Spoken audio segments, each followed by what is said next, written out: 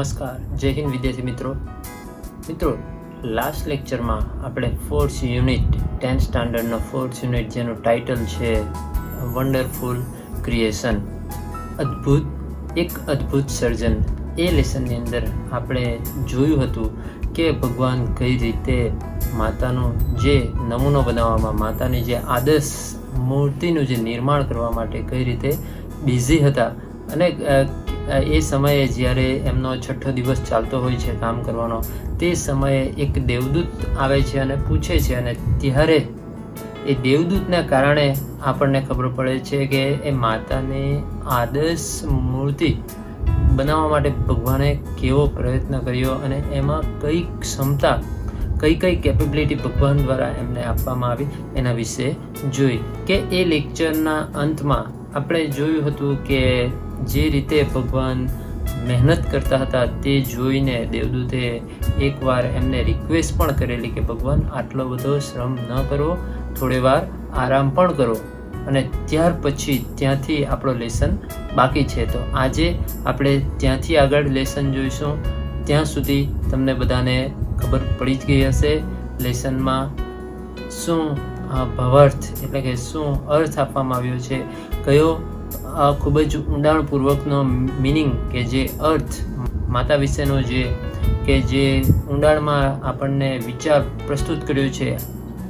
આખા ટેક્સ્ટ બુકમાં કદાચ નાનામાં નાનો લેસન આ જ હશે, પણ આ લેસનની અંદર જેટલો ઊંડાણપૂર્વકનો જે અર્થ સમાયેલો છે એ સમજવા માટે આપણે લેસન ઘણો બધો જોયો છે. થોડો જ લેસન હવે બાકી છે, તો જ્યાંથી બાકી છે ત્યાંથી લેસન હવે આપણે શરૂ કરીએ. તો બધાનું ધ્યાન હવે ટેક્સ્ટ બુકમાં. I can not, he refuse. કે જ્યારે દેવદૂત ભગવાનને રિક્વેસ્ટ કરે છે કે હે પ્રભુ તમે થોડો વાર આરામ પણ કરી લો, ત્યારે ભગવાન કહે છે આઈ કેન નોટ, હું તેમ નહીં કરી શકું, હું આરામ ન કરી શકું. હી રિફ્યુઝ, અને એમ કહીને ના પાડી દે છે. I have almost completed the work. ભગવાન કહે છે કે મેં મોટા ભાગનું મારું કામ પૂરું કરી નાખ્યું છે.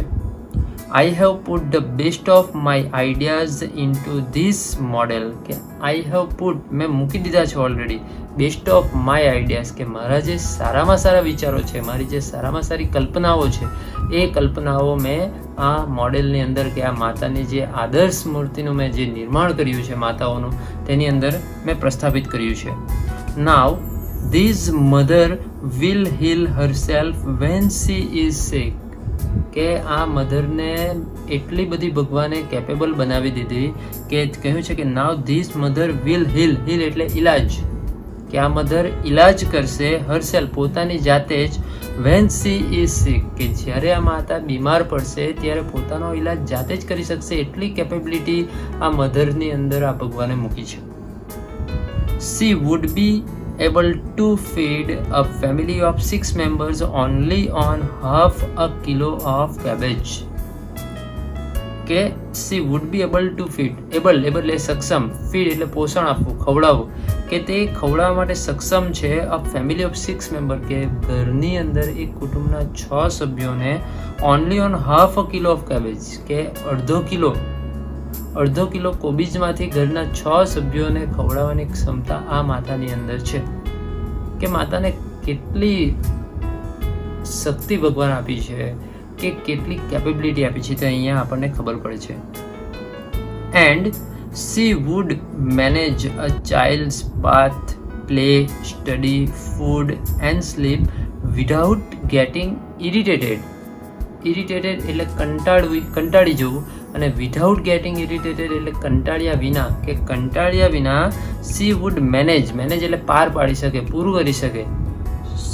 શું કાર્ય પૂરું કરી શકે? એટલે ચાઇલ્ડ્સ બાથ, કે પોતાના બાળકને નવડાવવાનું કાર્ય, પ્લે રમાડવાનું કાર્ય, સ્ટડી અભ્યાસ કરાવવાનું કાર્ય, ફૂડ ખવડાવવાનું કાર્ય, અને સ્લીપ સુવડાવવાનું. એટલે ઉઠાડીને રાત્રે સુવડાવે ત્યાં સુધીના બધા કાર્યો, તે વચ્ચે આવતા બધા કાર્યો એક માતા આરામથી પાર પાડી શકે એવી કેપેબિલિટી ભગવાને આ માતાની આદર્શ મૂર્તિની અંદર પ્રસ્થાપિત કરી છે. અને તે આજે સાબિત થાય છે કે એક માતા એટલા કામ કરી શકે જે આપણે ઇઝીલી ગણી પણ નથી શકતા, અને એમની જગ્યાએ જો આપણે હોઈએ તો આપણે એ કરી પણ નથી શકતા. ત્યાર પછી આગળ જોઈએ તો the Angel vent round the model of mother very slowly. હવે આવું કહ્યું એટલે એન્જલ જે દેવદૂત હતો એણે એકદમ રાઉન્ડ લગાવ્યો, કે જે મોડેલ હતો, જે આદર્શ મૂર્તિ જે ભગવાને બનાવી હતી એને ફરતે એક ફેરો લગાવ્યો, વેરી સ્લોલી, એકદમ ધીરેથી. હી ટચ ઇટ, અને ત્યાર પછી એ મૂર્તિને સ્પર્શ કર્યું, and said it's too soft, કે સ્પર્શ કરીને બોલ્યો કે આ તો ખૂબ જ કોમળ છે, soft. But very tough, said the lord excited, કે ભગવાને ઉત્તેજિત થઈને, આનંદિત થઈને કહ્યું કે તને કોમળ લાગે છે, પણ એ ખૂબ જ મજબૂત મનોબળવાળી આ મૂર્તિ બનાવી છે. You can not imagine what this mother can do and endure, કે યુ કેન નોટ ઇમેજિન, ભગવાન કહે છે દેવદૂતને કે તું ઇમેજિન, તું ધારણા પણ ન બાંધી શકે, what this mother can do, કે આ માતા શું કરી શકે, એન્ડ એન્ડ્યોર, એન્ડ્યોર એટલે સહન કરવું, કે માતા શું કરી શકે, કેટલું સહન કરી શકે, એની તું કલ્પના પણ નહીં કરી શકે. કેન ઇટ થિંક, ત્યાર પછી દેવદૂત પૂછે છે ભગવાનને કે શું તે વિચારી શકે. ત્યારે ભગવાન કહે છે not only can she think but can reason and compromise to save the lord, કે ભગવાન એનો પ્રત્યુત્તર આપે છે, કે દેવદૂતે પૂછ્યું ને કે શું તે વિચારી શકે, ત્યારે ભગવાન એનો પ્રત્યુત્તર આપે છે કે not only can she think, તે માત્ર વિચારી જ નહીં શકે. કે દેવદૂતે પૂછ્યું કે તે વિચારી શકે, તો ભગવાને કહે વિચારવાની ક્ષમતા તો છે જ એનામાં, પરંતુ બીજી ક્ષમતા પણ છે, એટલે કહે છે કે માત્ર એ વિચારી જ નથી શકતી, બટ કેન રીઝન, કારણ પણ આપી શકે, તર્ક પણ આપી શકે, અને કોમ્પ્રોમાઇઝ, અને સમાધાન પણ કરાવી શકે. એટલે કોઈક સામે દલીલ કરતું હોય તો એની સામે બોલી પણ શકે, મીન્સ રીઝન પણ આપી શકે, તર્ક પણ આપી શકે, સમાધાન પણ કરાવી શકે. એટલે વિચારી શકે, રીઝન એટલે તર્ક પણ આપી શકે, કોમ્પ્રોમાઇઝ એટલે સમાધાન પણ કરાવી શકે, મીન્સ કે ઘણી બધી રિઝનિંગ સ્કિલ એની અંદર ભગવાન દ્વારા મૂકવામાં આવી છે. ધ એન્જલ વોઝ ઇમ્પ્રેસ્ડ, અને આ સાંભળીને ખૂબ જ ઇમ્પ્રેસ, આકર્ષાઈ ગયો આ મૂર્તિ પ્રત્યે. He went closer, હજુ વધારે નજીક ગયો. He went closer to the model and moved his finger across the cheek, કે he went closer, એ નજીક ગયો, કોને, જે મોડેલ એટલે જે મૂર્તિ બનાવી હતી એની નજીક ગયો, and move his, અને ફેરવી પોતાની આંગળી, across the cheek, જે મૂર્તિના જે ફેસના જે ગાલ હતા, ગાલ ઉપર પોતાની આંગળી ફેરવી, અને કંઈક એને લાગ્યું હશે એટલે બોલ્યો oh lord her eyes are leaking. Leaking એટલે ચૂવે છે એટલે અંદરથી કંઈક નીકળતું હશે, પ્રવાહી નીકળતો હશે, કે ઓ લોર્ડ હર આઈઝ આર, કે એની જે આંખો છે તે ચૂવે છે, એની આંખોમાંથી કંઈ નીકળે છે. How did this happen, it must be a tear, I have not put it there, it is a miracle, the lord exclaim. Exclaim એટલે આશ્ચર્યચકિત થઈને બોલ્યા કે શું, હાઉ ડીડ ધીસ હેપન, આવું કેવી રીતે થયેલું. It must be a tear, આ ચોક્કસપણે શું હોવું જોઈએ, ટીયર એટલે આંસુઓ જ હોવા જોઈએ. I have not put it there, પણ મેં એ ત્યાં મૂક્યા નથી. ઇટ ઇઝ અ મિરેકલ, આ એક ચમત્કાર છે. ત્યાર પછી દેવદૂત પૂછે છે but what is a tear for my lord, પરંતુ હે પ્રભુ આ આંસુઓ શાના માટે છે.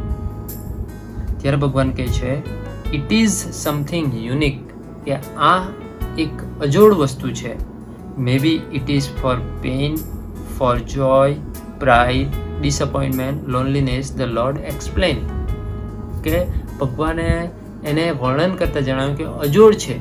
અજોડ શા માટે, કારણ કે અમુક વાર એ પેઇન એટલે દર્દ માટે હશે, અમુક વાર જોય આનંદ હર્ષ માટે હશે, પ્રાઇડ ગર્વ માટે હશે, ડિસઅપોઇન્ટમેન્ટ નિરાશા માટે હશે, અને લોનલીનેસ એટલે એકલતા માટે. મીન્સ કે વિવિધ જેવી કન્ડિશન તેવા કન્ડિશનના આંસુઓ હશે. એટલા માટે કહ્યું છે કે it is a something unique, કે આ અજોડ છે, આંસુ અજોડ છે. વોટ અ વન્ડરફુલ ક્રિએશન, અને છેલ્લે દેવદૂત કહી ઉઠે છે કેવું અદ્ભુત સર્જન. તો બાળકો અહીંયા આપણો આ 4th યુનિટ પૂરો થયો. યુનિટની અંદર આપણને એક માતાની કેપેબિલિટી જે ભગવાન દ્વારા ગિફ્ટમાં એને આપવામાં આવી છે તેના વિશે આપણે ડિટેલમાં જોયું. ઘણો ખરો તમને સમજ પડી ગઈ હશે. જો તમને થોડી ઘણી ઓછી સમજ પડી હોય એવું તમને લાગતું હોય તો ફરી પાછું પુનરાવર્તન કરી લેવાનું, અને જેટલું પુનરાવર્તન કરશો એટલી તમે વધારે ક્લેરિટી અચીવ કરશો, અને એ જ ક્લેરિટી તમારા કોન્ફિડન્સમાં કન્વર્ટ થશે, અને એ સારા કોન્ફિડન્સને કારણે 10મામાં તમે સારું રિઝલ્ટ અચીવ કરશો. તો અહીંયા આપણો આ 4th યુનિટ પૂરો થયો. એની સાથે જે અસાઇનમેન્ટ હોય, અસાઇનમેન્ટમાં જે પેરેગ્રાફ હોય એ પેરેગ્રાફનું લખાણ નથી કરવાનું, પરંતુ અસાઇનમેન્ટની સાથે જે ક્વેશ્ચન આન્સર હોય એ તમારે નોટબુકમાં લખવાના છે. બાકીનો જે નેક્સ્ટ ટોપિક હશે, પછી તે નવો યુનિટ હશે, કે પછી ગ્રામરનો કોઈ સેક્શન હશે, કે પછી રાઇટિંગ સેક્શન હશે, જે પણ નવું કન્ટેન્ટ હશે એ આપણે નવા લેક્ચરમાં જોઈશું. ત્યાં સુધી સૌને મારા જય હિન્દ.